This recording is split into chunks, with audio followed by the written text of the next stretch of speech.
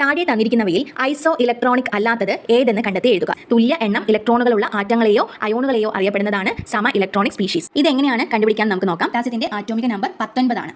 ഇവിടെ പ്ലസ് എന്നതുകൊണ്ട് ഉദ്ദേശിക്കുന്നത് ഒരു അയോണാണ് ഇവിടെ കൊടുത്തിട്ടുള്ളത്. പ്ലസ് അയോൺ ആണെങ്കിൽ ഒരു ഇലക്ട്രോണിനെ വിട്ടുകൊടുക്കുമെന്നാണ്. അപ്പോൾ ഈ 19 നിന്നും 1 മൈനസ് ചെയ്യുക. പ്ലസ് വന്നു കഴിഞ്ഞാൽ മൈനസ് ചെയ്യുക, മൈനസ് വന്നാൽ പ്ലസ് ചെയ്യുക. ഇവിടെ എത്രയാണോ നമ്പർ ആ നമ്പർ ആറ്റോമിക നമ്പറിൽ നിന്നും മൈനസ് ചെയ്യുക. അപ്പോൾ ഇവിടെ 19 ആണ്. 19 നിന്നും 1 ആണ് മൈനസ് ചെയ്യേണ്ടത്. അപ്പോൾ നമുക്ക് 18 എന്ന് കിട്ടി. കാൽഷ്യം 2+ അയോൺ ആണ് കൊടുത്തിട്ടുള്ളത്. കാൽഷ്യത്തിന്റെ ആറ്റോമിക നമ്പർ 20 ആണ്.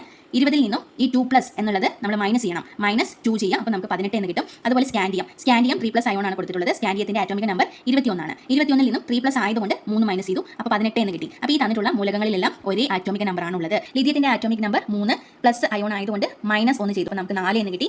സോഡിയത്തിന്റെ ആറ്റോമിക നമ്പർ 11 ആണ്. 11 നിന്ന് നമ്മൾ 1 കുറച്ചു 10 ആണ് കിട്ടിയത്. സ്കാൻഡിയത്തിന്റെ ആറ്റോമിക നമ്പർ 21 ആണ്. ഇവിടെ 3+ അയോൺ ആയതുകൊണ്ട് 3 മൈനസ് ചെയ്തു 18 എന്ന് കിട്ടി. ഇവിടെ ഒരേപോലെയല്ല ഇലക്ട്രോൺ ഉള്ളത്. അപ്പോൾ ഇതാണ് ഐസോ ഇലക്ട്രോണിക് അല്ലാത്ത ഓപ്ഷൻ.